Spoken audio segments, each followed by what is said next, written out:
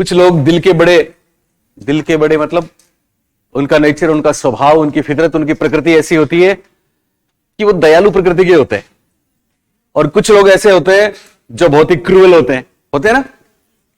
तो इंग्लिश में दो शब्द हैं, इंग्लिश में आया है परीक्षा में। एक तो है टफ जिनका नेचर होता है, टफ माइंडेड। एक होते हैं टेंडर। सुन रहे हो कि नहीं? तो टफ और पारुल आ गई तुम? ओके, तुम भी आ गए। ओके, टफ और, बेटा ध्यान दो छोटी लड़कियों, टफ और टेंडर पर्सनैलिटी किसने बताई? ये आ चुका है परीक्षा में, बताओ कोई। मैडम कहां है? ओके, बताओ टफ और टेंडर। गरिमा, टफ और टेंडर किसने बताए? ये बताए थे विलियम जेम्स ने। किसने बताए? तो लिखो, जो भी आपने लिखा है उसके आगे लिखिए।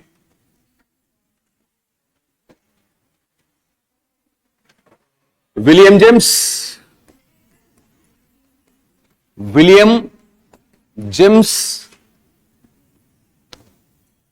ऐसे लिखना है, विलियम जेम्स। क्या नाम लिखा? हेडिंग मान लो, चाहे सेंटेंस बना लो। चलिए सेंटेंस बना लो। विलियम जेम्स ने, जो आगे जो लिखा है आपने कल, उसके बाद नीचे, विलियम जेम्स ने प्रकृति के आधार पर, प्रकृति का मतलब नेचर का मतलब नेचर ऑफ मैन, स्वभाव, इंसान की फितरत। विलियम जेम्स ने प्रकृति के आधार पर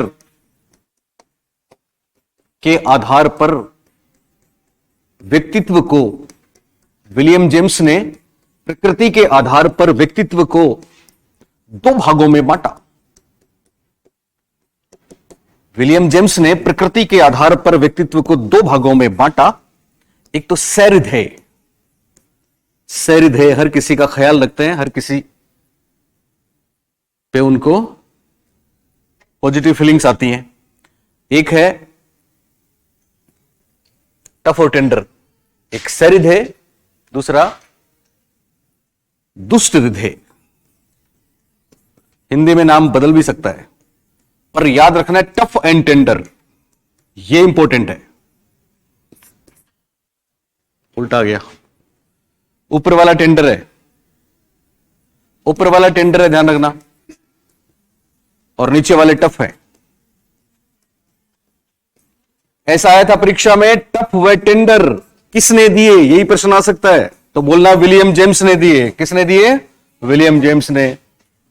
दुष्ट हृदय, सैरिधेय, दो प्रकार के लोग होते हैं दुनिया में। आप तय कर लो आप कौन से हो। टफ माइंडेड नहीं होना कभी भी, टेंडर माइंडेड होना है। यहां पे हृदय लिखते हैं हम, तो एक भ्रांति है ना कि साहब फीलिंग्स, भावनाएं दिल में होती हैं। वास्तव में साइकोलॉजी क्या बोलती है? दिल में फीलिंग्स, भावनाएं नहीं होती, वो तो कहां होती हैं? माइंड में होती हैं, दिमाग में होती हैं, ब्रेन में होती हैं। इसलिए टफ माइंडेड, टेंडर माइंडेड है, लेकिन हिंदी में हम क्या लिख देते हैं? सैरिधेय, दुष्ट हृदय। बात समझ में आ रही है आपको? सिंपल बात। चलिए, तो किसका नाम याद रखेंगे? विलियम, आप आते ही खो रही हो, इसमें आओ। विलियम जेम्स, किसका नाम? कितने प्रकार बताए? पहला सैरिधेय, दूसरा दुष्ट हृदय। लेकिन परीक्षा में याद रखना है इंग्लिश वाला, पहला टेंडर, दूसरा टफ। टफ व टेंडर किसने बताए? तो सिंपल बताया ना मैंने क्या होते हैं। किसने पूछा? इतना तो बताया मैंने, कहां थी तुम?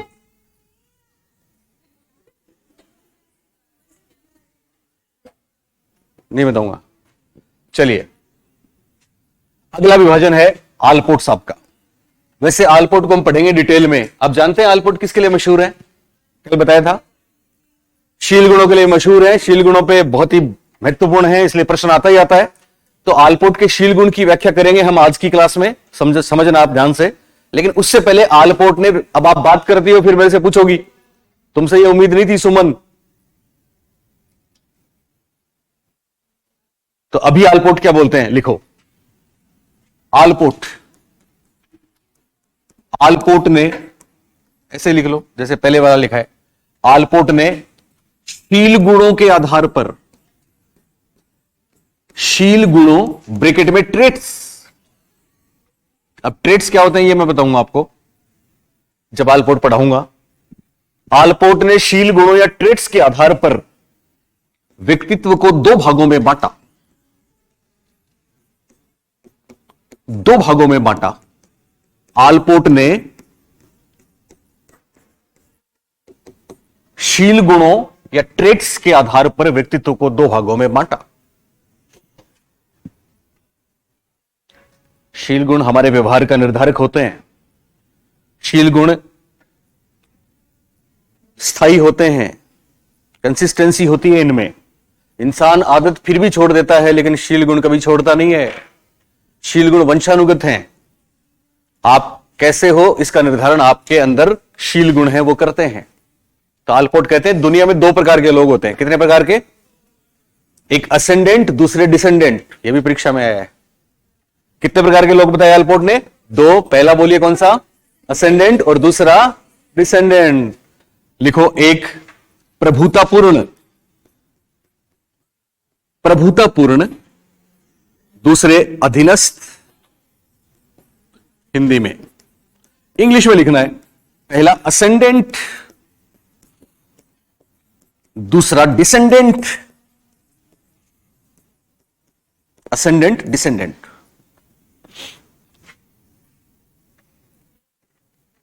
आलपोर्ट बहुत मशहूर है, हर पेपर में इनका नाम दिखता है। शील गुणों पे स्टडी करने वाले पहले इंसान थे G.W. आलपोर्ट। केटलन के चेले थे जिन्होंने 16 पीएफ दिया था। आइजेंक की भी बात करेंगे, पर अभी आलपोर्ट ने व्यक्तित्व को किस आधार पर परिभाषित किया या बांटा तो क्या बोलेंगे? शील गुणों के आधार पे। शील गुणों को इंग्लिश में क्या बोलेंगे? ट्रेट्स बोलते हैं। कितने प्रकार बताए? दो। पहला हिंदी में प्रभुतापूर्ण और दूसरा हिंदी में अधीनस्थ। इंग्लिश में पहला असेंडेंट और दूसरा डिसेंडेंट। अब सवाल उठता है ये कौन होते हैं? तो सुने सामने देख के।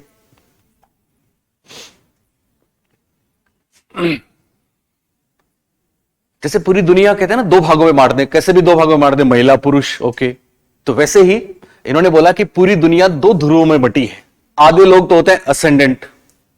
असेंडिंग डिसेंडिंग पता है ना आपको? असेंडिंग को हिंदी में क्या बोलते हैं? आरोही। और उसको क्या बोलते हैं? अवरोही। तो ये होते हैं आरोही। आरोही का मतलब ये दूसरों पे सवार ही रहते हैं क्योंकि इनका नेचर है असेंडिंग, प्रभुतापूर्ण है। और ये नीचे वाले हैं जो इनकी सेवा करते हैं। आधी दुनिया ऑर्डर देती है, आधी दुनिया उनके काम करती है। जो ऑर्डर्स देते हैं वो असेंडेंट होते हैं, वो प्रभुतापूर्ण है। प्लीज। और जो उनकी सेवा करते हैं वो कौन है? डिसेंडेंट है, वो अधीनस्थ है। इसका मतलब ये नहीं कि सब वो पद में बढ़े कि पोर्टफोलियो में बढ़े। उनके शील गुण ऐसे ही हैं, उनकी प्रकृति, उनका नेचर ऐसा ही है, उनका स्वभाव ऐसा ही है। शील गुण स्वभाव से जुड़ते हैं। तो बहुत से एग्जाम्पल हो सकते हैं। जैसे यहां मैं बात करूं, अभी आपका ब्रेक होता है 10 मिनट का, तो दोनों साथ साथ हैं, दो स्टूडेंट हैं, दोनों दोस्त हैं। 15 मिनट का ब्रेक है तो चलो चाय पी के आते हैं। अब वहां चाय की थड़ी पे गए तो एक तो जाते टांगे फैला के बैठ गया और उसको बोल रहा है चाय लेके आ, पानी लेके आ, और दूसरा ला रहा है। जो बैठ गया ऑर्डर दे रहा है वो तो है असेंडेंट, और जो उसके लिए ला रहा है वो है डिसेंडेंट। तो दुनिया में दो टाइप के लोग होते हैं। मैं किसी क्लास में, ये टॉपिक चल रहा था मेरा, यही की बात है, अपने इधर विवेकानंद की बात है। बड़ा बैच था हिंदी का, 400 बच्चे थे। तो उसमें ये चर्चा चली हमारी। तो किसी ने पूछ लिया कि सर सास बहू में असेंडेंट कौन होती है, डिसेंडेंट कौन होती है? बताओ आप। कोई जरूरी थोड़ी है। हमने बोला ना पोर्टफोलियो नहीं है। ऐसे तो अधिकारी आदेश देगा, उसका कर्मचारी काम करेगा, पर वो शील गुण थोड़ी ही है। वो तो उनका पद है, प्रतिष्ठा है। बहुत बार ऐसा भी होता है मैडम, ऐसा होता है ना, यस आप यार 4 घंटे या 5 घंटे पढ़ के घर पे जाती हैं तो अब वो आपकी मदर इन लॉ वेट करती है जाते ही, ओके हाँ हाँ, तो वो करती होगी ना आपके लिए, ओके। आप वो आपको वैसे हवा करती है, पानी लेके आते हैं आपके लिए, ओके। आपके लिए ठीक है रहने दो। अब वो जो कहते हैं ना ठीक है रहने दो, वो बहू है पर वो असेंडेंट है। जब ये बात चल रही थी, आप सुन रहे हो मेरी बात? जब ये बात चल रही थी तो किसी ने मेरे से पूछा, हमारी क्लास में बहुत से पेयर भी आते हैं, अब तो कम है, अभी अभी जैसे भर जाएंगे तो बहुत से जोड़े आएंगे। तो पति पत्नी दोनों एक ही रूम में एक ही क्लास में थे हमारी क्लास में। मैडम आगे बैठी थी, वो पीछे बैठे थे। उन्होंने कहा सर एक बात बताओ, पति पत्नी में असेंडेंट कौन होता है, डिसेंडेंट कौन होता है? तो मैंने कहा बताता हूं अभी। मैंने कहा आप दोनों एक ही क्लास में बैठे हो यहां पे? उसने कहा सर पता लग गया। मैंने कहा हाँ, ये सच्ची घटना है। मैंने कहा आप दोनों यहां 5 घंटे 6 घंटे पढ़ोगे, 7 घंटे पढ़ोगे एक साथ, फिर दोनों जाओगे, साथ साथ रहते होगे अलग अलग? बोले सर साथ साथ ही हैं, पति पत्नी थे दोनों, मेरी क्लास में थे। तो मैंने कहा यहां से जाने के बाद अपने घर जाओगे? उन्होंने कहा नहीं सर हमने तो रूम ले रखा है। मैं कहा ओके, अब आपकी जो भी व्यवस्था है, चारपाई सोफा दरी जो भी है, आप जाते ही दोनों एक जैसे ही हैं, दोनों जॉबलेस हैं, दोनों बेरोजगार हैं, कोई फर्क नहीं है ना। वहां जाते ही एक तो वही टांगे फैला के बैठ जाएगा, पानी लाओ, और दूसरा उसके लिए पानी लाएगा। जो बैठ गया वो तो असेंडेंट है, और जो पानी लेके आ रहा है वो क्या है, डिसेंडेंट है। जब मैंने कहा ना कि दूसरा पानी लेके आएगा, तो मैडम आगे बैठी थी और मैडम की सहेलियां बैठी थी। उन्होंने कहा कि सर कन्फर्म है पानी तो हम ही लाएंगी। क्या बोला उन्होंने?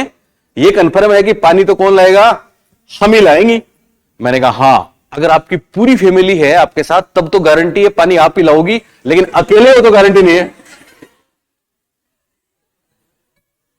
अकेले में जो पानी लाता है वो कौन है? पति। अकेले में जो पांव दबाता है वो कौन है? जरूरी नहीं है, डिपेंड्स ट्रेड्स पे। बात समझ में आ रही है? तो ट्रेड्स ये तय करता है कि आप डिसेंडिंग पर्सनैलिटी वाले हो कि असेंडिंग पर्सनैलिटी वाले हो। होते हैं ना लोग बाग। ओके, तो आलपोर्ट की बात तो याद रहेगी आपको। 2 प्रकार बताए, असेंडिंग और डिसेंडिंग। आलपोर्ट का आधार क्या है? शील गुण। क्या आधार है? मैंने कहा ना पानी अकेले में गारंटी नहीं है, अकेले में कौन लाएगा? तो वो कहते हैं हम ही लाएंगे साहब। तो वो डिसेंडिंग थे। ओके, एक और, फिर आगे चलते हैं। एक सवाल आया था, अपने यहां तो नहीं पर एच स्टेट में आया था। एच स्टेट में एक सवाल आया था, आपने सुना होगा इंडोक्राइन ग्लैंड्स जानते हो आप? ग्लैंड्स जानते हो ना? कौन कौन सी होती हैं ग्लैंड्स? Pituitary, adrenal, thyroid. इनके आधार पर भी व्यक्तित्व को बांटा गया है। ये दरअसल मेडिकल का है, लेकिन एक बार परीक्षा में आ गया था, इसलिए मैं आपको वो भी बताता हूं, हो सकता है अपने आ जाए। तो बस उसमें एक ही बात है, एक ही नाम याद रखना है, केनन। क्या नाम याद रखना है? केनन। तो लिखो अगली बात, केनन। इनका नाम है केनन। केनन ने अंतःस्रावी ग्रंथियों के आधार पर, अंतःस्रावी ग्रंथियों, ग्लैंड्स, अंतःस्रावी ग्रंथियों इंग्लिश में बोलते हैं इंडोक्राइन ग्लैंड्स, अथवा ओब्लिक हार्मोन्स। बात एक ही है, समझते हो ना आप? के आधार पर व्यक्तित्व को निम्न भागों में बांटा। केनन ने अंतःस्रावी ग्रंथियों के आधार पर, या ग्लैंड्स के आधार पर, या हार्मोन्स के आधार पर व्यक्तित्व को निम्न भागों में बांटा। और ये 4-5 नाम आपको लिखने हैं। पहला है पिट्यूटरी टाइप। परीक्षा में सवाल आया था, pituitary type, adrenal type, hyperthyroid और हाइपोथायराइड किसने बताए? तो आंसर था Cannon. Pituitary type, adrenal type,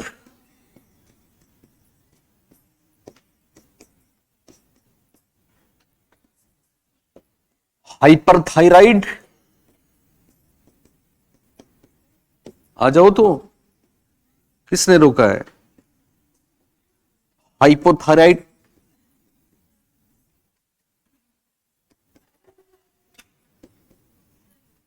thyroid जैसा भी लिखना है, थायराइड। चलिए ऐसे लिख दो।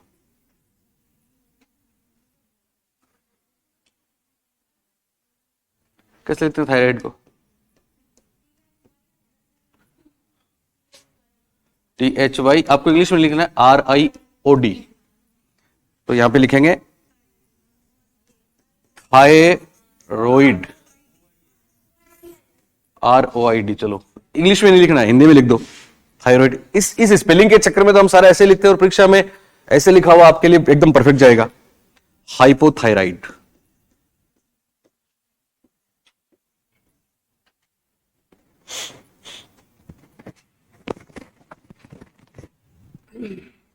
बस नाम ध्यान रखना है, क्योंकि पता नहीं कौन सी बात परीक्षा में आ जाए, पूछ लें।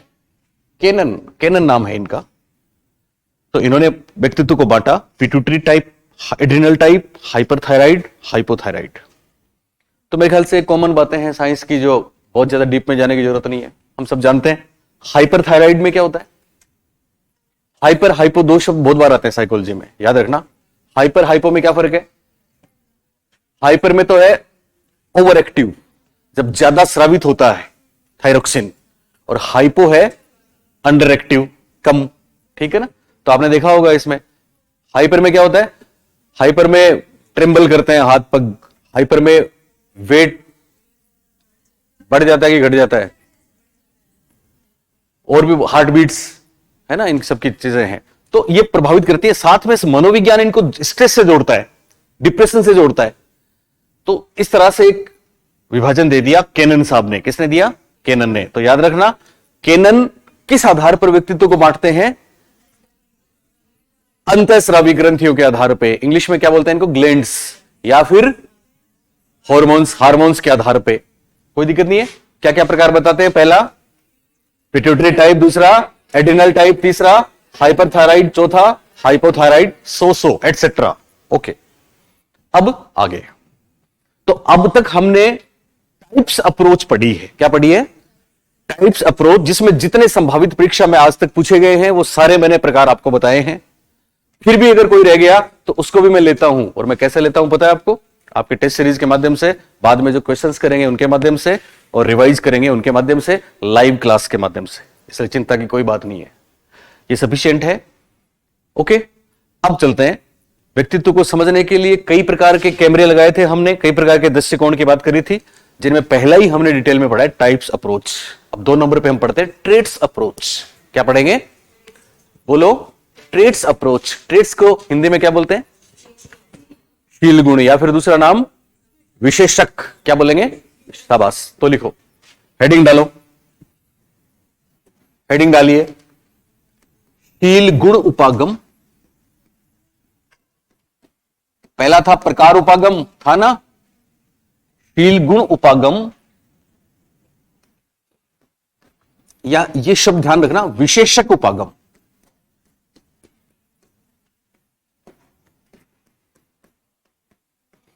इंग्लिश में ट्रेट्स अप्रोच। ट्रेट्स,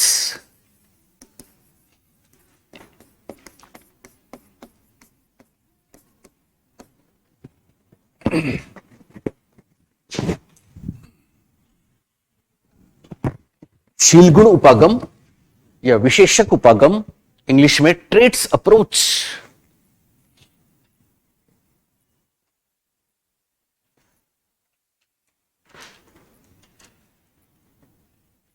ओके, तो ध्यान दें, पहली बात तो शील गुण क्या होते हैं। तो देखना, मैंने अभी आपको बताया कि इंसान अपनी आदत छोड़ देता है लेकिन शील गुण नहीं छोड़ता। शील गुण एक व्यक्ति में पाई जाने वाली ऐसी वंशानुगत विशेषताएं हैं, आप ध्यान ही नहीं दे रही हो, ऐसी वंशानुगत विशेषताएं हैं जो वो हर परिस्थिति में अपने व्यवहार में अभिव्यक्त करता है। हर परिस्थिति में ये जो विशेषताएं हैं ये स्पेसिफिक हैं। जैसे बहुत से लोग, इवन आलपोटे कहते हैं कि बिल्डिंग ब्लॉक्स हैं। जिस तरह से एक भवन का निर्माण होता है उसमें ईंटें लगाई जाती हैं, तो ये जो ईंटें हैं ये ट्रेट्स हैं, ये शील गुण है। इन्हीं ईंटों से भवन बनता है। सबको भवन दिखता है, उसके अंदर की ईंटें नहीं। शील गुण उपागम में मेनली 4 महत्वपूर्ण चीजें हैं और चारों परीक्षा में आई हैं बार बार। शील गुण उपागम के जनक हैं आलपोट। कौन है? आलपोट। आलपोट के शिष्य थे केटल। आलपोट की बात करेंगे हम, जिन्होंने, आपने पढ़ा होगा, अभी सेकंड ग्रेड में भी आया था इनका, सेंट्रल केंद्रीय शील गुण, कार्डिनल शील गुण, सुना है नाम आपने, और सेकेंडरी या गौण शील गुण। फिर केटल की सबसे मशहूर बात है 16 पीएफ प्रश्नावली, पढ़ी है आपने। फिर तीसरा नाम आता है एच जे आइजेंक। आइजेंक का नाम सुना है? आईजेंग पे जब सवाल आया था अंतर्मुखता बहिर्मुखता, तो राजस्थान के 99% बच्चे फेल हो गए थे, 1% सही थे, वो हमारे बच्चे थे। निश्चित रूप से ऐसा था, क्योंकि अंतर्मुखी बहिर्मुखी केवल जुंग ही सुना था उन्होंने तो आईजेंग का नाम ही नहीं सुना था, जबकि आईजेंग के बारे में तो एनसीईआरटी चीख चीख के बोल रही थी। हमने भी अपने सब बच्चों को हमारे उनके नोटबुक में आज तक पढ़े हैं, लिखे हुए सारी चीजें। ओके, तो आईजेंग के बारे में पढ़ेंगे। एक हम पढ़ेंगे द बिग 5 मॉडल, जिसमें 5 तत्वों की बात करेंगे। तो आज हम यही करेंगे। चलिए, तो पहले तो सबसे पहले इसके नीचे आप ऐसे हेडिंग डालें, आलपोर्ट। आलपोर्ट का सिद्धांत या आलपोर्ट का विशेषक सिद्धांत। आलपोर्ट का विशेषक सिद्धांत। आलपोर्ट का विशेषक सिद्धांत।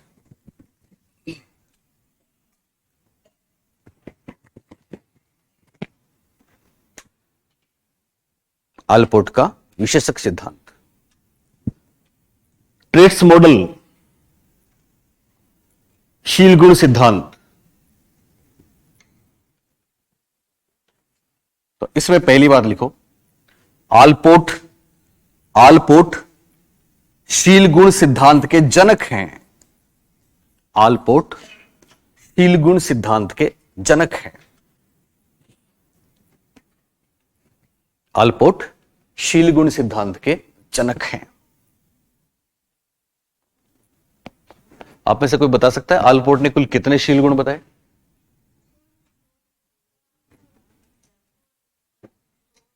बहुत बताए। सुमन बताओ। 17,953। ये बात भी हमारी थी। यानी आलपोर्ट ये कहते हैं, आप सुन रहे हो, कि जब दो लोग बातें कर रहे हैं, जब दो लोग बातें करते हैं तो आप उनको सुनिए। उनकी कन्वर्सेशन में उनके कम्युनिकेशन में वो जितने शब्द बोलते हैं वो सारे शील गुण हैं। उन्हीं बातों से उनकी पर्सनैलिटी डिसाइड होती है। जब दो लोग बातें करते हैं, उसको बोलो, तो वो जो शब्द इस्तेमाल करते हैं उन शब्दों में ही उसका व्यक्तित्व परिलक्षित होता है। उन शब्दों से ही, तुम्हारे पीछे है उनको बोल रहा हूं, उन शब्दों से ही पता लगता है उसकी पर्सनैलिटी कैसी है। अब शब्द कितने यूज करते हैं, हम बहुत कर सकते हैं। तो आलपोर्ट ने डिक्शनरी में जितने शब्द थे लगभग सबको काम में लिया और शील गुणों की संख्या बताई, अराउंड ऑलमोस्ट 18,000। 17,953 की फिगर परीक्षा में आ चुकी है। पहली बात तो ये। हालांकि बाद में आलपोर्ट के शिष्य ने इनके शब्दों की संख्या को कम किया, कम करते करते 16 तक ले गए, तो वो भी घटना महत्वपूर्ण है। तो एक तो आलपोर्ट के बारे में यह ध्यान रखना है। दूसरा, आलपोर्ट ने 3 प्रकार के शील गुण बताए हैं, कार्डिनल, सेंट्रल और सेकेंडरी। कार्डिनल को हिंदी में बोलेंगे प्रधान विशेषक, एक को केंद्रीय विशेषक और एक को गौण विशेषक, या प्रधान शील गुण, केंद्रीय शील गुण, गौण शील गुण। सुन रहे हो मेरी बात? केंद्रीय शील गुण वो होते हैं जो बहुत ही मतलब सब में पाए जाते हैं और वो कोई बहुत ज्यादा महत्वपूर्ण नहीं होते, उनसे हम किसी की पहचान डिसाइड नहीं कर सकते। कौन से शील गुण? केंद्रीय बोला मैंने, गौण बोला है मैंने। तो अब वापस सुन लो, चलो उसको भूल जाओ। गौण शील गुण 3 नंबर वाला जो है मैं लिखाऊंगा तीनों के बारे में। गौण शील गुण वो हैं जो ज्यादा महत्वपूर्ण नहीं होते, क्योंकि नाम ही गौण है और इनकी संख्या असीमित होती है और ये व्यक्तित्व की पहचान कराने में समर्थ नहीं है, इनसे व्यक्तित्व की पहचान नहीं होती। और इनके एग्जाम्पल है आपका स्टाइल, आपके हेयर स्टाइल। अब हेयर स्टाइल कितनी बदलती रहती है। आपके खाने पीने की पसंद नापसंद, कुछ लोग ऐसे हैं जो दही नहीं खाते, पता है आपको, पूरी जिंदगी गुजर गई दही नहीं खाना है, खाते नहीं। पर्टिकुलर कोई सब्जी नहीं खाते। कुछ लोग ऐसे भी हैं दूध नहीं, वो दूध पसंद नहीं है। तो क्या उनका दही पसंद नहीं है, दूध पसंद नहीं है, ये उनके व्यक्तित्व में दिखता है, हम पहचान के रूप में इसको काम में ले सकते हैं? जवाब है नहीं। या फिर ड्रेसिंग सेंस, कपड़े, कुछ लोगों को कैसे कपड़े पसंद है, कुछ लोगों को कैसे कपड़े पसंद है ना। तो ये सब कहलाते हैं गौणशील गुण। क्या कहलाते हैं? गौणशील गुण, जिनको आलपोर्ट ने बोला सेकेंडरी ट्रेट्स। इसके बाद है केंद्रीय शील गुण। कौन से? केंद्रीय, इस पे इसकी संख्या में प्रश्न आया। केंद्रीय शील गुणों की संख्या होती है 5 से 10। कितनी? हर व्यक्ति में 5 से 10 ऐसी विशेषताएं होती हैं, ऐसे गुण होते हैं जो उसके व्यक्तित्व की पहचान कराते हैं। यह महत्वपूर्ण है और इनसे व्यक्ति के व्यक्तित्व की पहचान होती है। हम उसका वर्णन करते हैं उन 5 से 10 गुणों के आधार पर व्यक्ति का, कि व्यक्ति कैसा है, उसकी पर्सनैलिटी कैसी है। ये 5 से 10 फिक्स नहीं है। ये आप जैसे फॉर एग्जांपल कोई भी भूमिका की बात करें तो भूमिका में 5 बातें जरूर ऐसी मिलेंगी, अनुशासन वाली या सैरधैता वाली, या और क्या मिलती है, इंट्रोवर्ट वाली, है ना, फॉर कोई भी एग्जांपल आप ले, या फिर मित्रता वाली या सामाजिकता वाली। तो ऐसी 5 बातें किसी व्यक्ति में है, 7 हो सकती हैं, 8 हो सकती हैं, 5 से 10 उन्होंने फिगर बताई है हो सकती है। तो उससे डिसाइड होता है कि साहब उसकी पर्सनैलिटी कैसी है। तो सब में फिक्स नहीं है। आप ये बोलोगे साहब कौन कौन सी 10 बातें, कौन कौन सी 5 बातें, कौन से 5 शील गुण है, ये फिक्स नहीं है, पर हर किसी में हो सकता है। दूसरे में प्रियंका की बात करें तो उनमें सामाजिकता नहीं होगी, इंट्रोवर्ट होंगी वो, है ना, तो एक इनका शील गुण हो गया। दूसरा ओबीडियंट होंगी, मम्मी पापा का, सास का कहना मानती होंगी। दूसरी बात होते हैं ना कुछ ओबीडियंट, कुछ डिसओबीडियंट। तो कोई भी 5 से 10 विशेषताएं जो उस व्यक्ति को उसकी पहचान कराती हैं, दूसरे लोग उन शील गुणों के कारण से उसको जानते हैं, वो केंद्रीय शील गुण होते हैं। कौन से होते हैं? केंद्रीय शील गुण। तो गौण शील गुण तो ज्यादा महत्वपूर्ण नहीं थे, क्योंकि खाने पीने की, हेयर स्टाइल, कपड़ों की स्टाइल, पसंद नापसंद की बात होती थी। और ये 5 से 10 ऐसे शील गुण हैं जो हमेशा उसमें रहते हैं, उसके कारण से उसकी पर्सनैलिटी रहती है। तीसरा होता है कार्डिनल शील गुण। क्या होता है? कार्डिनल शील गुण, प्रधान विशेषक हिंदी में कह सकते हैं। वो हर आदमी में नहीं होता, वो हर इंसान में नहीं होता, किसी किसी में होता है। कभी कभी वो एक या एक से ज्यादा 2 भी हो सकते हैं, लेकिन वो शील गुण जिसमें है वो उसको इतना महत्वपूर्ण तरीके से प्रभावित करता है कि वो विश्वविख्यात बन जाता है, पूरी दुनिया में प्रसिद्ध हो जाता है। वो उसी के लिए जीता है, उसी के लिए मरता है। जैसे कि गांधी जी में नॉन वायलेंस, हिटलर था, फ्लोरेंस नाइटिंगेल थी, करुणा। तो अब किसी आदमी को भी, युधिष्ठिर थे, युधिष्ठिर, हरिश्चंद्र थे, बोलते ना, हम किसी आदमी को भी कह सकते ये हिटलर है, मेरी सास तो हिटलर है, ऐसा बोलते हैं कई बार आप। तो सास हिटलर है, इसका मतलब वो हिटलर वाला, हिटलर में कौन सा शील गुण था? कार्डिनल। क्या नाम है उसका? कार्डिनल। तो सबसे इंपॉर्टेंट कौन सा रहेगा? कार्डिनल। और 2 नंबर पे इंपॉर्टेंट रहेगा सेंट्रल, और 3 नंबर पे रहेगा सेकेंडरी। कार्डिनल होता है 1 या कभी कभी 2, और सेंट्रल कितने होते हैं? 5 से 10, और सेकेंडरी कितने होते हैं? असीमित। तीनों बातें क्लियर हुई? लिखो। जनक लिखा आपने, दूसरी बात लिखें, दूसरी बात लिखें। आलपोर्ट ने लिख रहे हो ना आप? आलपोर्ट ने कुल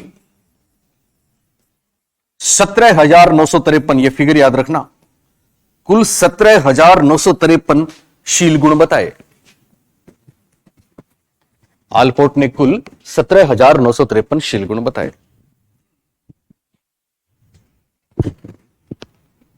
तीसरी बात, पहली बात, आलपोर्ट शील गुणों के जनक हैं, शील गुण सिद्धांत के जनक हैं। दरअसल शील गुणों के तो नहीं, पर जनक लिख दिया आपने। दूसरी बात, इन्होंने कुल कितने शील गुण बताए? 17,953 शील गुण बताए। और तीसरी बात, इन्होंने शील गुणों को 3 भागों में बांटा। इन्होंने शील गुणों को कितने भागों में बांटा?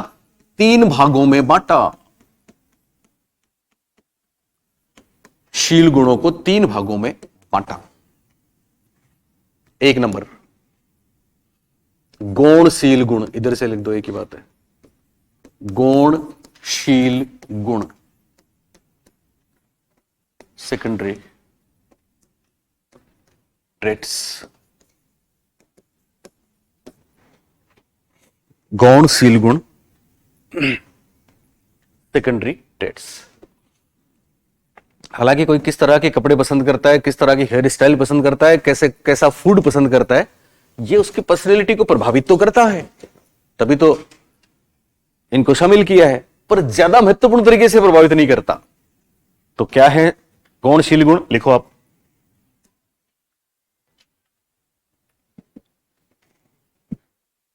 इनकी संख्या असीमित होती है, इनकी संख्या असीमित होती है,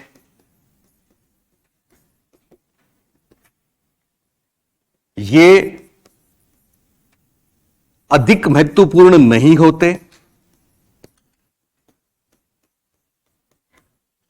ये अधिक महत्वपूर्ण नहीं होते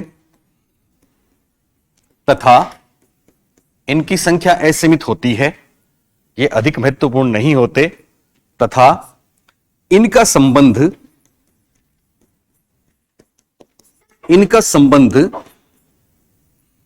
पसंद नापसंद, खान पान,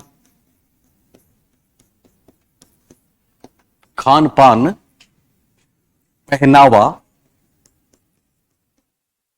केश हेयर स्टाइल, केश शैली,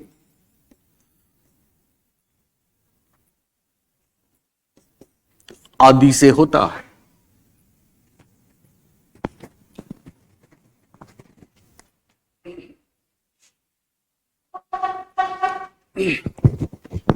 केश शैली आदि से होता है। तो गौणशील गुण के बारे में आराम से याद रहेगा। कितने होते हैं? तो अनलिमिटेड होते हैं। खान पान, केश शैली, पसंद नापसंद, पहनावे आदि जैसी चीजों से इनका संबंध है, इसलिए ये ज्यादा महत्वपूर्ण नहीं होते। लिख लिया पहला गौणशील गुण सबने? ओके, चलो आगे। दूसरा है केंद्रीयशील गुण। केंद्रीयशील गुण हम किसका सिद्धांत पढ़ रहे हैं? आलपोर्ट का। आलपोर्ट कौन है? शील गुण सिद्धांत के जनक हैं। दूसरा केंद्रीयशील गुण, केंद्रीय को इंग्लिश में बोलते हैं सेंट्रल ट्रेट्स। पहली बात, इनकी संख्या बोलिए। यस, 5 से 10 होती है। यह आलपोर्ट का अध्ययन है, आलपोर्ट ने बताया है। इनकी संख्या 5 से 10 होती है। इनसे व्यक्तित्व की पहचान होती है, व्यक्ति की पहचान होती है।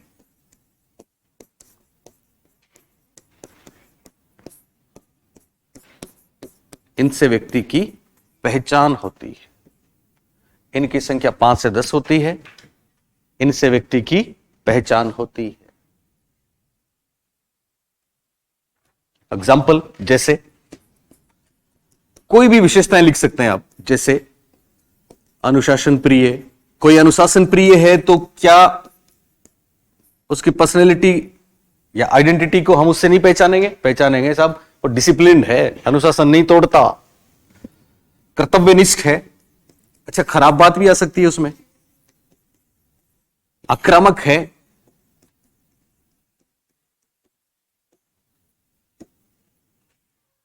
ईमानदारी आदि आदि कुछ भी ले सकते हैं। वैसे अनुशासन प्रियता होता है, क्योंकि शील गुण के व्यक्ति की बात करें तो अनुशासन प्रिय नहीं, तो अनुशासन प्रियता, कर्तव्यनिष्ठता, आक्रामकता, ईमानदारी, सामाजिकता आदि आदि। सामाजिकता, कोई भी एग्जाम्पल। अब ये फिक्स नहीं है। आप फिक्स नहीं है वाली बात समझे क्या? बताओ क्या, कौन बताएगा? मैंने बार बार कहा है कि ये फिक्स नहीं है, इसका मतलब यस, ये फिक्स नहीं है। सभी में सामाजिकता हो ये गारंटी नहीं है। किसी में सामाजिकता है तो किसी में दूसरी चीज है। पर ये चीजें बहुत ज्यादा नहीं है। 5 से 10 चीजें ऐसी है कि जो इंसान पूरी जिंदगी उनके साथ जीता है और वो उसकी पहचान बन जाती है। यानी कोई सच बोलता है तो वो पूरी जिंदगी सच बोलता है। कोई झूठ बोलता है तो पूरी जिंदगी झूठ बोलता है। कोई आक्रामक है तो हमेशा आक्रामक ही रहता है। ऐसा आलपोर्ट ने बोला है। क्यों हमेशा क्यों रहता है? क्योंकि शील गुणों का संबंध अल्टीमेटली किससे है? हेरिडिटी से है, वंशानुक्रम से है। शील गुण वंशानुगत होते हैं, ऐसा आलपोर्ट ने बोला है। ओके, अब महत्वपूर्ण है ये बताने की जरूरत नहीं है आपको।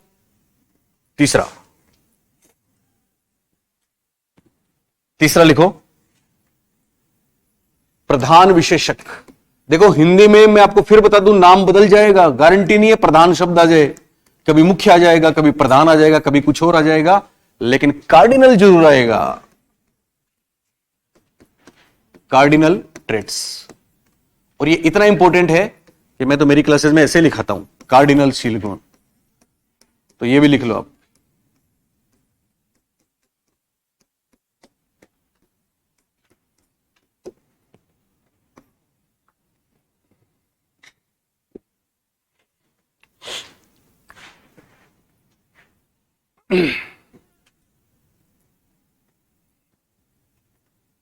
कार्डिनल शील गुण लिखा सबने? ओके, क्या है कार्डिनल शील गुण की खास बात? लिखो, पहली बात, ये सभी व्यक्तियों में, वो दोनों चीजें सब में थी, पर क्या ये सब में है? यस, ये सभी व्यक्तियों में नहीं पाए जाते।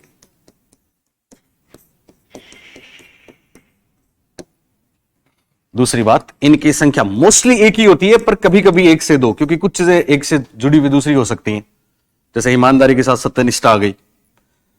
इनकी संख्या एक से दो ही होती है।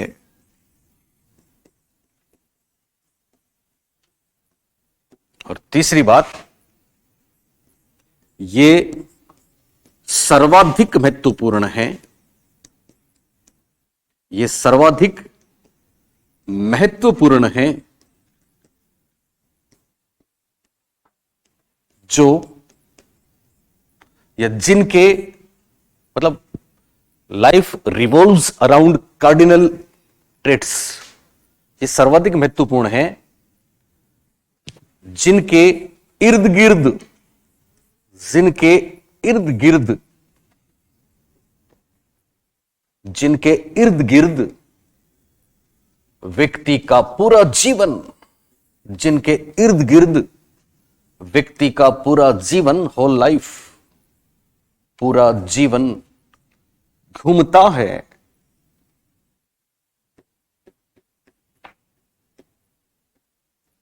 ये सर्वाधिक महत्वपूर्ण है जिनके इर्द गिर्द व्यक्ति का पूरा जीवन घूमता है। जैसे, और जैसे करके आप एग्जांपल लिख लो, जैसे गांधी जी में अहिंसा,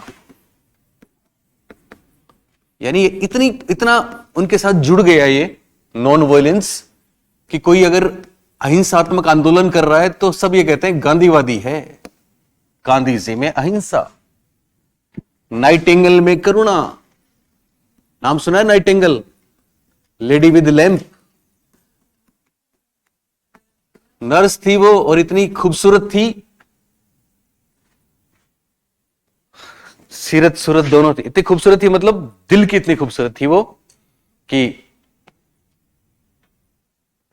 जब अभी पैलेस्टाइन में क्या चल रहा है पता है ना आपको, इजराइल पैलेस्टाइन, तो जब वार चलते थे, विश्व युद्ध के समय ये प्रसिद्ध हुई थी, विश्व युद्ध में ये जाती थी, घायल जो सैनिक, युद्ध में वार में कोई घायल हो गया, क्या हालत है, तो ये उनकी सेवा करती थी बियॉन्ड, इनको रेड क्रॉस का वो मिला हुआ था कि ये कहीं भी जा सकती हैं, ये पूरी युद्ध में घायल लोगों की सेवा करती थी, और वो विश्व युद्ध था। तो ये जब ये रात को उनको ढूंढती हुई लालटेन अपने साथ रखती थी, तो इनको देखते ही आधी बीमारी तो वैसे ही ठीक हो जाती थी, फिर ये मरहम पट्टी करती थी, मतलब इतनी अच्छी थी वो दिल की, नाइटिंगेल। तो ये मशहूर है, ऐसे भी कोई भी एग्जांपल आप ले सकते हैं, ठीक है। तो ये तीन बातें याद रखेंगे आप। आलपोर्ट ने शील गुणों को कितने भागों में बांटा? 3 भागों में। पहला कौन सा था? गौण शील गुण, दूसरा था केंद्रीय शील गुण, और तीसरा प्रधान शील गुण। इंग्लिश में पहला सेकेंडरी, दूसरा सेंट्रल, तीसरा कार्डिनल। सबसे महत्वपूर्ण कौन सा? कार्डिनल। और सेंट्रल की संख्या कितनी? 5 से 10। ओके, अब है आलपोर्ट के शिष्य केटल, और केटल पे तो शायद देखा होगा आपने कि कोई परीक्षा है नहीं कि सवाल नहीं आया। केटल, तो अब आप हेडिंग डालें, केटल का शील गुण सिद्धांत।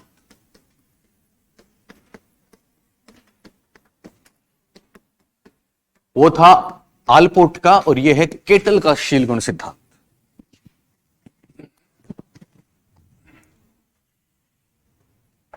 आप ऐसे कोई बता सकता है केटल ने शील गुणों को कितने भागों में बांटा?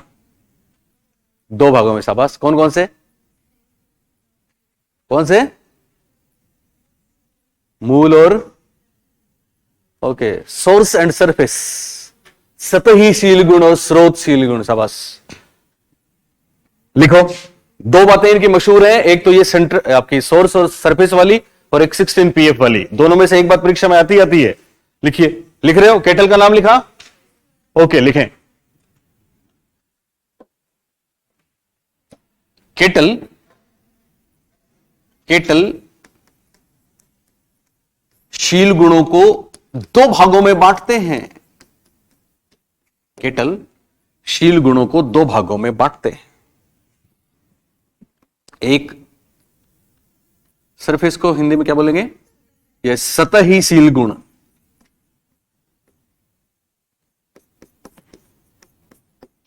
इंग्लिश में जरूर लिखना है, सरफेस ट्रेट्स।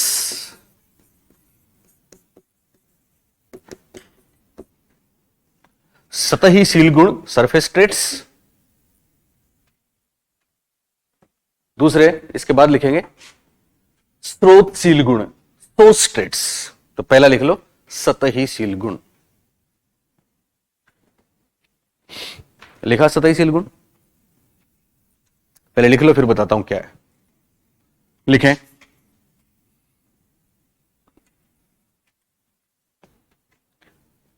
वे शील गुण जो व्यक्ति के व्यवहार, वे शील गुण जो व्यक्ति के व्यवहार में अभिव्यक्त होते हैं। वे शील गुण जो व्यक्ति के व्यवहार में अभिव्यक्त होते हैं, व्यक्ति के व्यवहार में अभिव्यक्त होते हैं, उन्हें केटल ने सतही शील गुण कहा है।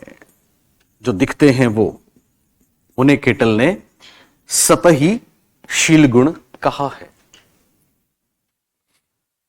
वे शील गुण जो व्यक्ति के व्यवहार में अभिव्यक्त होते हैं, उन्हें केटल ने सतही शील गुण कहा है। यानी ये व्यक्ति की ऊपरी परिधि में होते हैं, ऊपर के सरफेस में होते हैं, पर इनका ओरिजिनल सोर्स है। इसलिए दूसरी बात भी लिखो, ये वाली बात परीक्षा में आई है जो अब आप लिख रहे हो। इनकी उत्पत्ति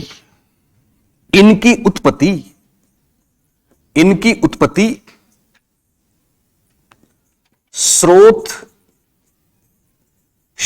गुणों, इनकी उत्पत्ति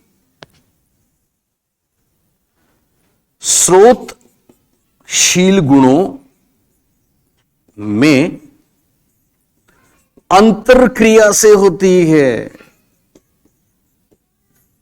अंतरक्रिया से होती है, इंटरेक्शन से होती है। इनकी उत्पत्ति स्रोतशील गुणों में अंतरक्रिया से होती है। क्या है, मैं अभी आपको समझाऊंगा ये बात।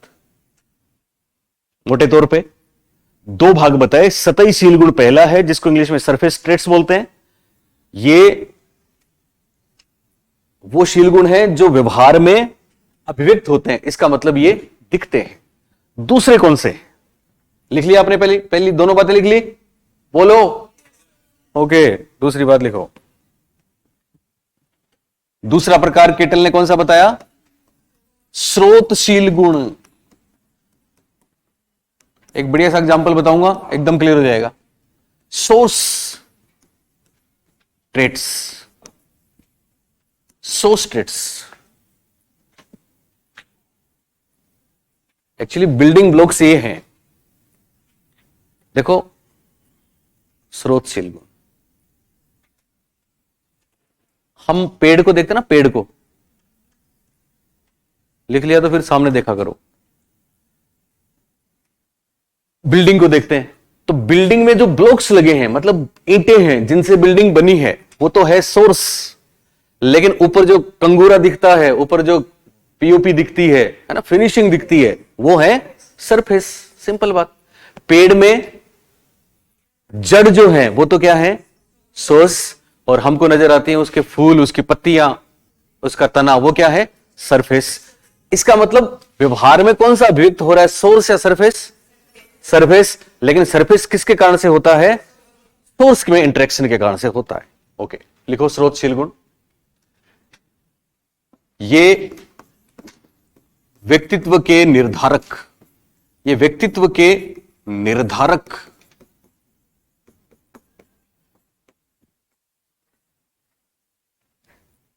व महत्वपूर्ण, व्यक्तित्व के निर्धारक व महत्वपूर्ण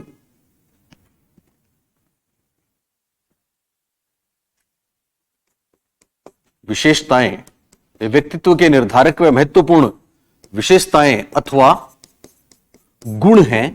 गुण का मतलब शील गुण। ये व्यक्तित्व के निर्धारक व महत्वपूर्ण विशेषताएं अथवा गुण हैं जिनकी संख्या सतही शील गुणों से कम है। जिनकी संख्या, यहां फिक्स नहीं है संख्या, जिनकी संख्या सतही शील गुणों से कम है।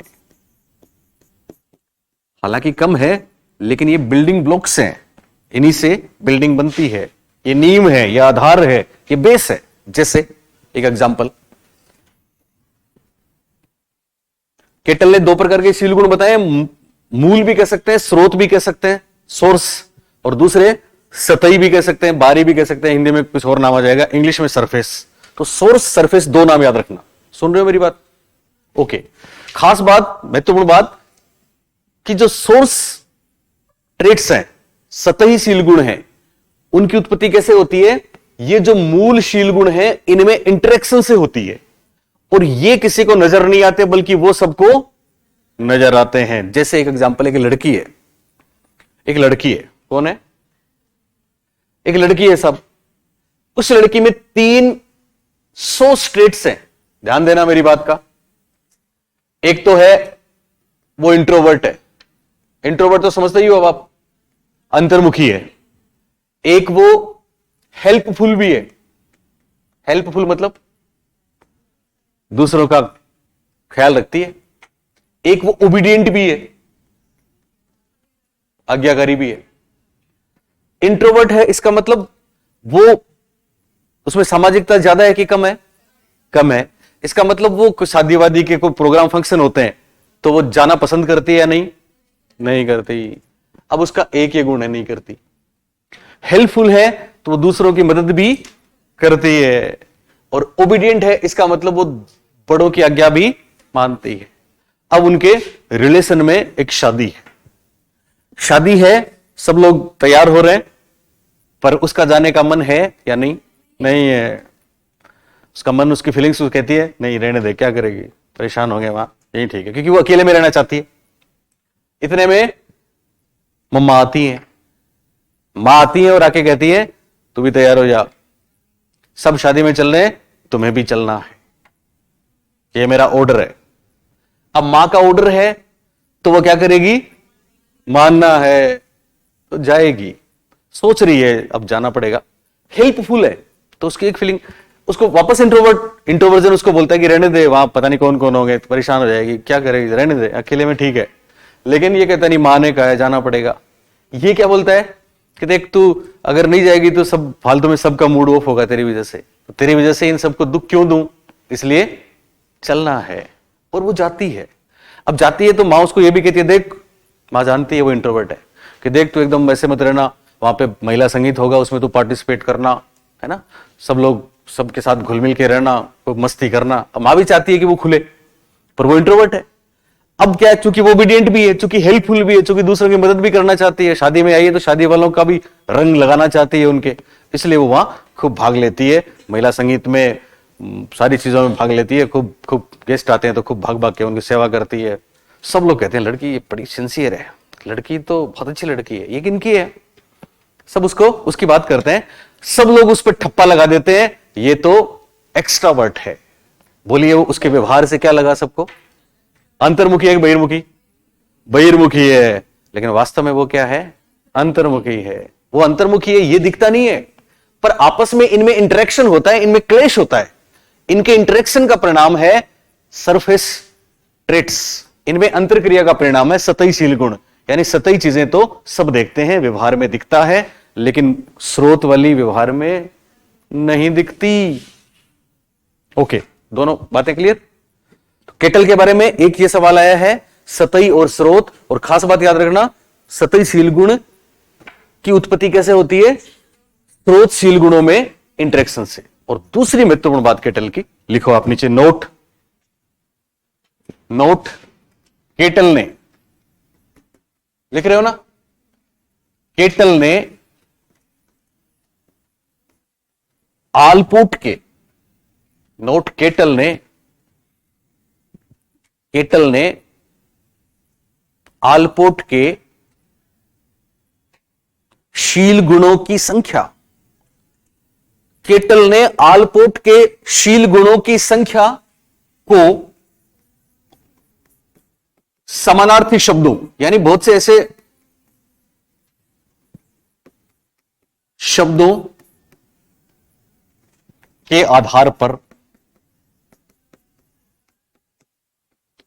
एक बहुत महत्वपूर्ण बात है, एक स्टैटिक्स में मेथड है, विधि है जो अपनी परीक्षा में आई है। जब बहुत ज्यादा चीजें हो, जैसे आलपोर्ट ने कितने शील गुण बताए थे? 17,953, तो बहुत थे वो, है ना, जितने शब्द हम बोलते हैं सारे आगे।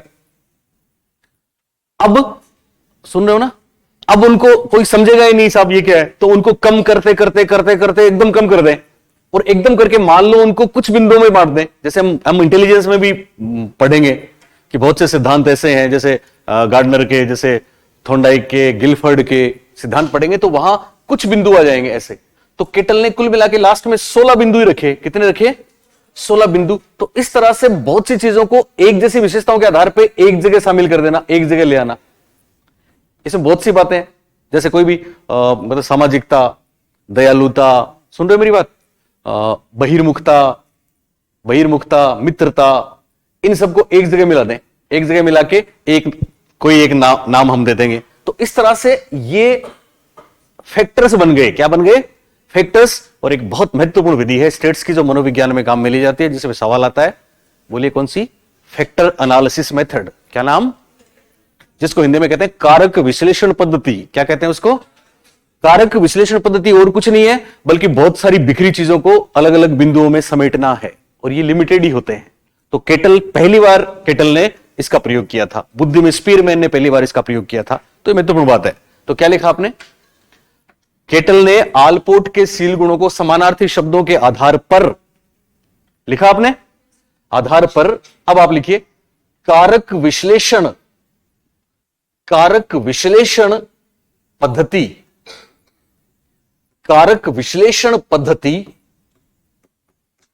ब्रैकेट में जरूर लिखना है, फैक्टर एनालिसिस टेक्निक या फैक्टर एनालिसिस मेथड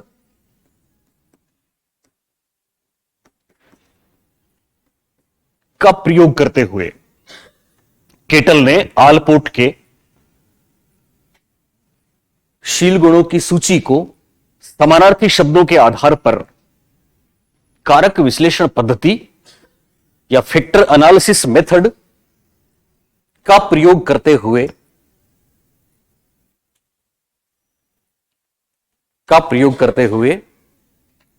आने दो, का प्रयोग करते हुए संक्षिप्त कर दिया, का प्रयोग करते हुए छोटा कर दिया, संक्षिप्त कर दिया।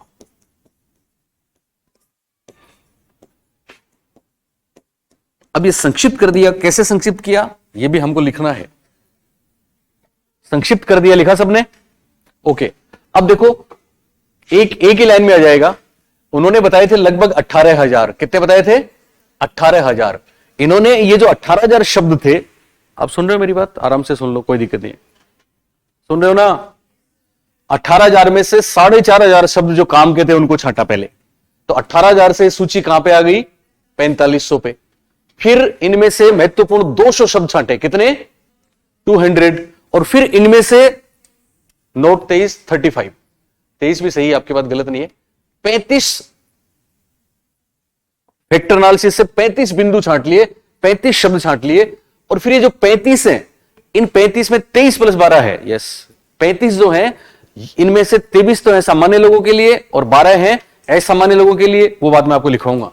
तो संक्षिप्त कर दिया, डेस करके ये ऐसा लिख लो आप, 18,000, 4500, 200, 35।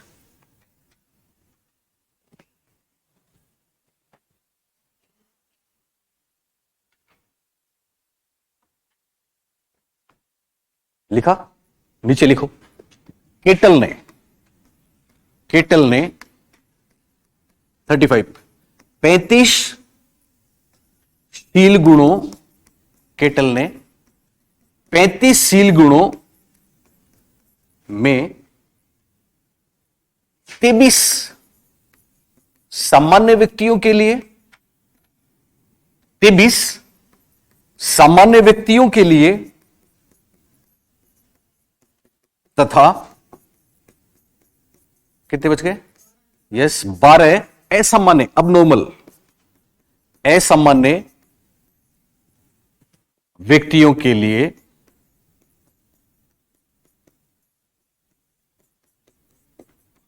वर्गीकृत किए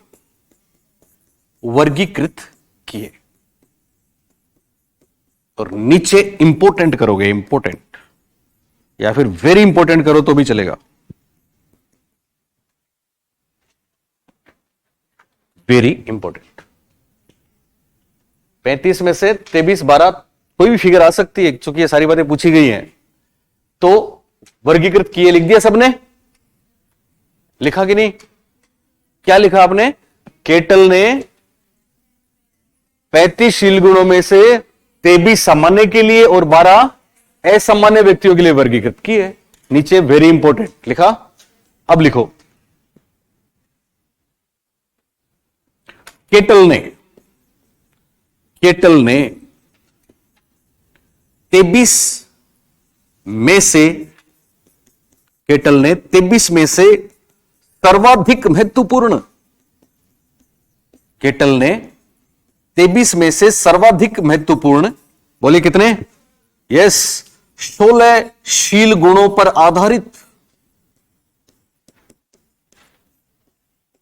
केटल ने 23 में से सर्वाधिक महत्वपूर्ण 16 शील गुणों पर आधारित एक प्रश्नावली, क्वेश्चनेयर, एक प्रश्नावली का निर्माण किया, एक प्रश्नावली का निर्माण किया जो एक प्रश्नावली का निर्माण किया जो केटल की बोलिए क्या नाम है? यह 16 पीएफ प्रश्नावली, जो केटल की 16 पीएफ प्रश्नावली, 16 पीएफ क्वेश्चनेयर के नाम से प्रसिद्ध है। केटल की 16 पीएफ प्रश्नावली या 16 पीएफ प्रश्नावली के नाम से प्रसिद्ध है। तो परीक्षा में जाने कितनी बार, सैकड़ों बार यह पूछा गया है 16 पीएफ प्रश्नावली किसने दी? क्या बोलेंगे? बोलो, केटल ने। केटल किसके शिष्य थे? आलपोर्ट के। केटल की 16 पीएफ प्रश्नावली कहां से आई? तो हम बोलेंगे आलपोर्ट ने जो बताए थे 18,000, कितने बताए थे?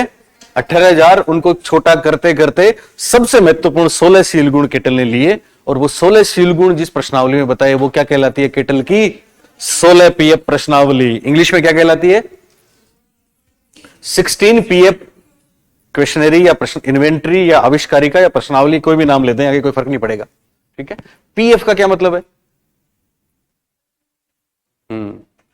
पीएफ का मतलब पी से बनता है पर्सनैलिटी, पी से क्या बनता है, और एफ का मतलब फैक्टर्स। तो इसको बहुत बार हिंदी में ऐसे भी लिख सकते हैं, ठीक है ना। नीचे लिखो आप ये बात ऐसे ही, यानी 16 व्यक्तित्व कारक प्रश्नावली,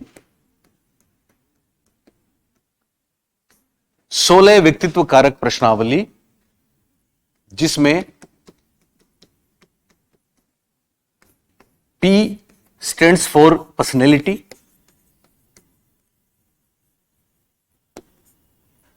और F का मतलब है फैक्टर्स। ये ब्रैकेट में और लिख लो ताकि आपको कंफ्यूजन नहीं हो। 16 व्यक्तित्व कारक प्रश्नावली में P का अर्थ पर्सनैलिटी है, PERSONALITY पर्सनैलिटी है, और F का मतलब फैक्टर्स है। ये बात क्लियर हुई? बोलो, कोई दिक्कत नहीं है? ओके। एक बात और कर लें, आइजेंग वाली छोटी सी, करें कि नहीं करें? तो इनकी फिर फर्स्ट ग्रेड वालों की क्लास भी तो है। आपकी क्लास है फर्स्ट ग्रेड वालों? तो फिर क्या करेंगे यार, फिर तो करना ही पड़ेगा। थोड़ा सा ब्रेक दे देंगे आपको, फिर आप 15 मिनट का ब्रेक कर लेना और आप लोग चले जाना, ठीक है। आइजेंक और कर लेते हैं, ये बहुत काम की चीजें हैं, मतलब कमाल की चीजें हैं। अभी आपको यूं लग रहा है हम थक गए हैं सुबह से, लेकिन अभी ये थकान आपकी परीक्षा में बहुत काम आएगी। अच्छा, क्या आपका जैसे जनरली तो रोज नहीं होता क्या ये सिस्टम? नहीं, वैसे 2 बजे हो जाती है आपकी, तो क्या करें, कल से अपन ऐसा करेंगे 12 बजे से कर लेंगे, 12 से 2, फिर एक क्लास कटेगी। हाँ, अब यही करना पड़ेगा यार। खाने का क्या है, खाने का या तो क्या पीजी है क्या आपका? इनका हॉस्टल है क्या? कितने लोग हो बताओ, हाथ खड़ा करो। पीजी के 4 लोग हैं ना, तो कल से आपके लिए टिफिन मंगवा दूंगा यहाँ पे, बीच में हैं लाए नहीं ना, हाँ तो टिफिन मंगवाएंगे, उनको हार्ड एंड फास्ट बोल देंगे, ताकि बीच में 20 मिनट का ब्रेक हो तब खाना खा लो, है ना, क्योंकि भूख से पढ़ाई भी नहीं होती। आप भी गलत नहीं हो, बस आज तो सहन कर लो थोड़ा, कल से कर ले, करना पड़ेगा, तपस्या करनी पड़ेगी, समझाओ उसको। सोचो ये बनाएंगी फिर खाएंगी। नहीं खाया। हाँ।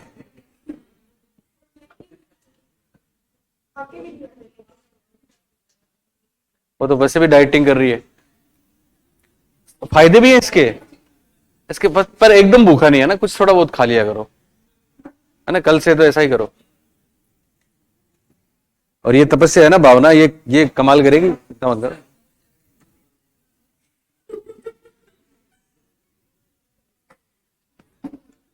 ओके, आई जंग पढ़ते हैं, फिर थोड़ा थोड़ा जल्दी कर दूंगा, 15 मिनट, बस 15 मिनट में आई जंग पूरा। ओके, एक अभी 15 मिनट तो पढ़ेंगे क्योंकि फिर वही बात है ना, फर्स्ट ग्रेड वाले बैठे रहेंगे फालतू में, और एक फर्स्ट ग्रेड वालों आप जो ये जो ब्रेक हो ना, इसमें चाय वाय पी के आ जाया करो आप।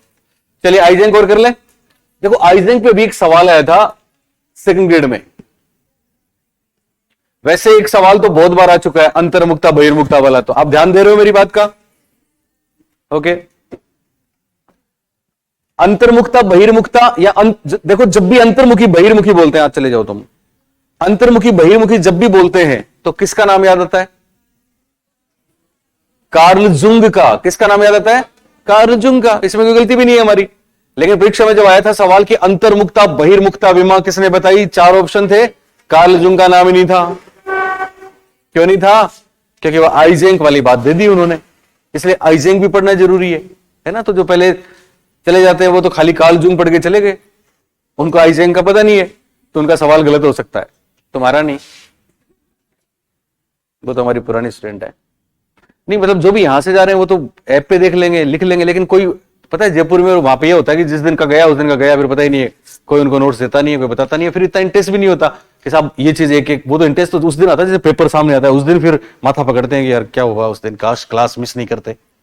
ओके, तो लिखो H J Eysenck, H J Eysenck, Eysenck इनके नाम है।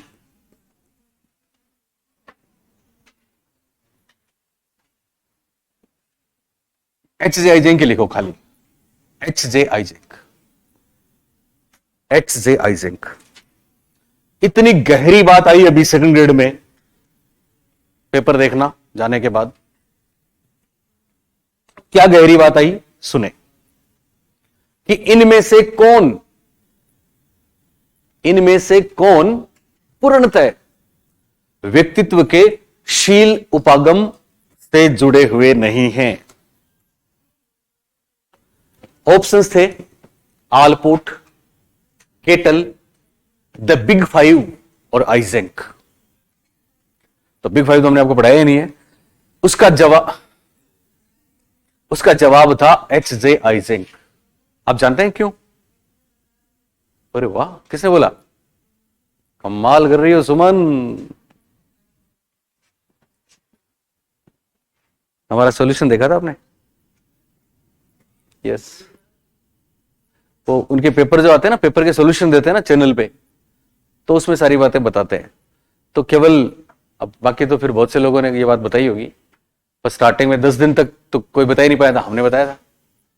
क्या था वो? कि एच.जे. आइजेंक का जो मॉडल है ये शील गुणों की बात भी करते हैं, किसकी बात करते हैं, और प्रकार उपागम की बात भी करते हैं।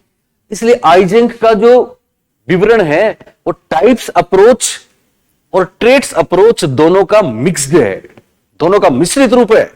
ये गहरी बात परीक्षा में पूछ ली गई थी। और अंतर्मुखता बहिर्मुखता वाली तो पता नहीं कितनी बार आई है, सैकड़ों बार आई है। तो पहली बात आप वही लिखें लिखें लिखें आइजेंक का विभाजन, आइजेंक का विभाजन प्रकार उपागम,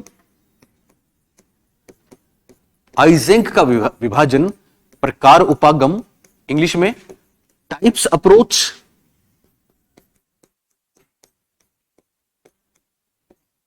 तथा शीलगुण उपागम।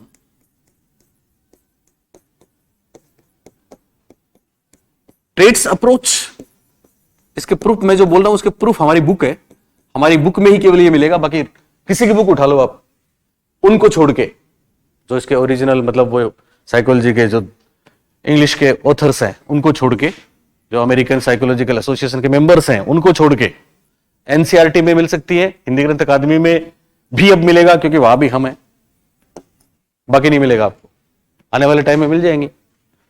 तो आइजेंक का विभाजन प्रकार उपागम, टाइप्स अप्रोच तथा शील गुण उपागम, ट्रेट्स अप्रोच दोनों का मिश्रित रूप है, दोनों का मिश्रित रूप है। दूसरी बात, तो एक तो ये याद रखना है आइजेंक नाम, और इन्होंने ट्रेट्स और टाइप्स दोनों अप्रोच को मिक्स प्रेजेंट किया है, ये खास बात, ठीक है ना। ओके, दूसरी बात, वो सब शील गुणों में भी कॉमन है, आपको याद भी रहेगी, काम भी आएगी समझने के लिए। तो दूसरी बात लिखें, आइजेंक ने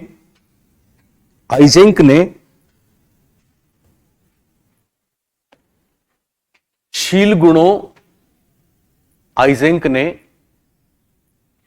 शील गुणों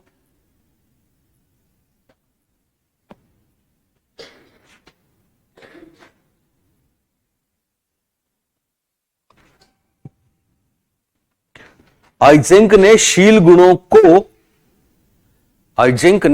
गुणों को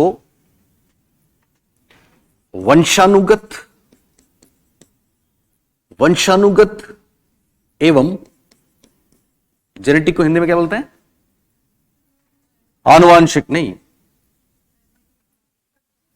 हर थोड़ी बोलेंगे, जेनेटिक आनुवांशिक हो गया क्या, biological, okay, genetic and biological, तो जेनेटिक हो गया, बायोलॉजिकल जैविक, यस, वंशानुगत एवं जैविक, ब्रैकेट में लिखोगे जेनेटिकल एंड बायोलॉजिकल, यस, माना। यह महत्वपूर्ण बात है आइजेंक साहब की। आइजेंक शील गुणों को जेनेटिकल और बायोलॉजिकल मानते हैं, वंशानुगत और जैविक मानते हैं। यह बात समझ में आ गई आपको, सिंपल, यानी शील गुणों पे वातावरण का प्रभाव नहीं पड़ता। ये आल्पोर्ट भी मानते थे और आइजेंक भी मानते हैं। कैसे? तीसरी बात, ये लिख दिया आपने, बायोलॉजिकल, जेनेटिक, वंशानुगत और जैविक लिख दिया सबने, बोलो ओके। अब ये मत बोलना कि साहब वंशानुगत जेनेटिक पहले जैविक, ये वैसे भी सही है, ऑर्डर भी सही है। तो बात होगी पूरी, बताओ। चलिए, क्या पढ़ रहे हैं हम? आइजेंक का शील गुण का विवरण पढ़ रहे हैं। ओके, शील गुणों का।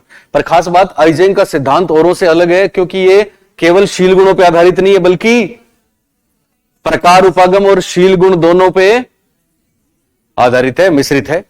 इंग्लिश में कौन सी दो अप्रोच का मिक्स है आइजेंक? टाइप्स और ट्रेट्स। ओके, दूसरी बात, इनके अनुसार शील गुण क्या है? वंश, जेनेटिकल है और बायोलॉजिकल है। हिंदी में वंशानुगत है और जैविक है। जैविक का मतलब शारीरिक, खुद के शरीर से संबंध है, वातावरण से नहीं है। ये बायोलॉजिकल होता है। ओके, तीसरी बात लिखो, ये बहुत ही महत्वपूर्ण है। आइजेंक आइजेंक ने शील गुणों को आइजेंक ने शील गुणों के माफ करें आइजेंक ने शील गुणों के आधार पर व्यक्तित्व को निम्न 3 विमाओं में बांटा। आइजेंक ने शील गुणों के आधार पर व्यक्तित्व को निम्न 3 विमाओं में बांटा। कितनी विमाओं में बांटा? 3 विमाओं में बांटा, और इनके नाम बड़े काम के हैं। 3 विमाएं, 1 2 3।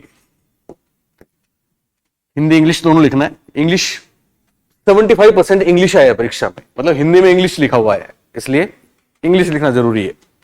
पहला है पहली विमा, देखो नेगेटिव पॉजिटिव दोनों विमा है। पहली विमा है न्यूरोटिज्म, न्यूरोटिसिज्म भी बोल सकते हैं, न्यूरोटिज्म भी बोल सकते हैं, ठीक है ना। इसकी स्पेलिंग है, स्पेलिंग नहीं लिखना है आपको, ऊपर वाला लिख लो खाली, न्यूरोटिज्म। और इधर है न्यूरोटिज्म, इधर है स्टेबिलिटी, स्टेबिलिटी। दरअसल ये इमोशनल स्टेबिलिटी है।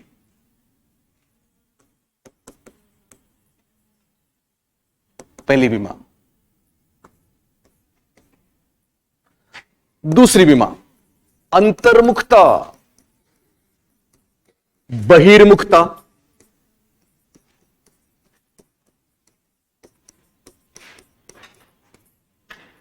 इंग्लिश में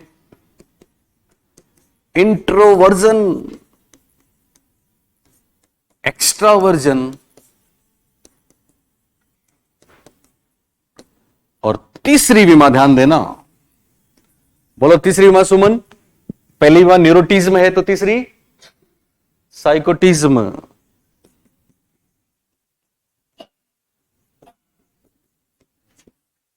और इधर सोशिएबिलिटी। अब ऐसे ही लिखना पड़ेगा।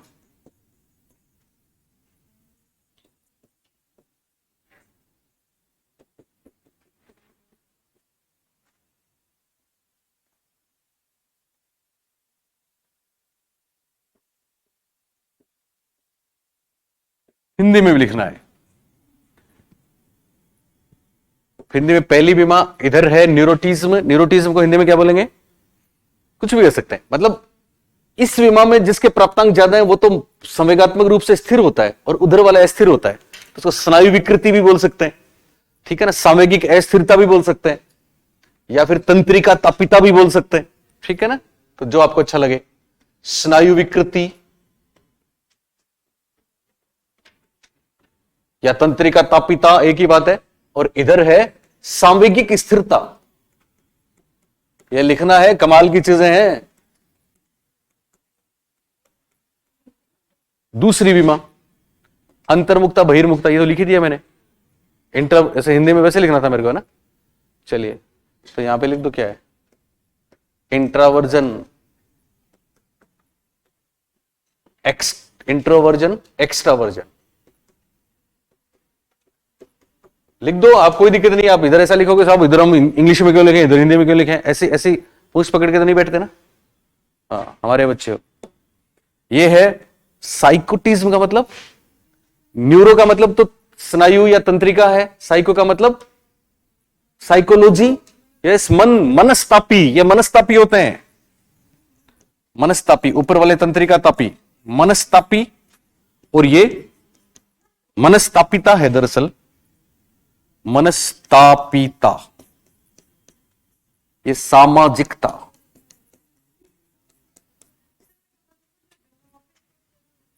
नहीं हो, बताऊंगा, नहीं होगी, कोई इलाज नहीं है इसका। इनके नाम ऐसे अंग्रेजी में ही है, साइकोलॉजी ऐसी ही है। इंग्लिश में कर लो, ज्यादा बढ़िया है। पर उसके लिए भाई एक बेसिक आपका बेस ऐसा होना ही पड़ेगा, नहीं तो फिर वो वही बात है ना, 20 लाख लोगों में आप ऊपर कैसे आओगे? ये नहीं कह सकते ना आप। मैं बता रहा हूं आपको, अभी इसको क्लियर भी करूंगा। बस यहां आप ऐसा कर सकते हो, इंट्रोवर्जन, एक्स्ट्रावर्जन लिख सकते हो, या केवल हिंदी में लिख सकते हो। जिनको लगे कि साहब इंग्लिश नहीं है, तो उनको मैं फिर एक बात कहता हूं, आप केवल हिंदी में, मैं जो हिंदी में इंग्लिश में दोनों लिखा रहा हूं, आप केवल हिंदी में लिख लिया करो। लेकिन फर्स्ट ग्रेड में 60 में से 20 प्रश्न है, उनकी गारंटी नहीं है। फिर 20 नहीं, माफ करें, 20 नंबर, 40 नंबर तो गारंटी है, वो तो आपके आ जाएंगे। लेकिन वो 20 नंबर की गारंटी नहीं है, क्योंकि वो इंग्लिश में आएंगे। और सेकंड ग्रेड में फर्स्ट पेपर में 20 प्रश्न आएंगे, उनमें से 5 प्रश्नों की गारंटी नहीं है। बाकी बच्चे 20 में से 20 प्रश्नों में एफर्ट करेंगे और केवल हिंदी पढ़ने वाले 15 में ही करेंगे। तो क्या इसको स्वीकार कर सकते हो आप? फिर ओके है क्या थ्योरी? हाँ, पेन थ्योरी बोलते हैं ना, के नाम के हिसाब से। एक्चुअली बताता हूं मैं, पहले बताओ, लिख लिया सबने? किसका नाम लिखा? आइजेंक का। किसका नाम लिखा? आइजेंक का।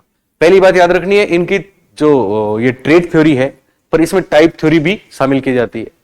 अब इन्होंने कितनी माएं बताई? 3। पहली भी मां, उधर न्यूरोटिज्म और इधर स्टेबिलिटी। अब सुनो तुम ध्यान से, क्वेश्चनरी है ये सारी, ठीक है ना, इन्वेंट्री है।